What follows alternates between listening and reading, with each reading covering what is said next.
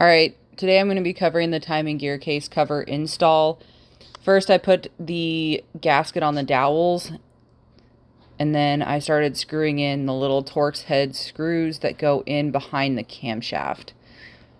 I also, as you will see, are cleaning the other bolts that are for the gear cover that are not supposed to be torqued down yet. I'm actually screwing quite a bit of those into their holes.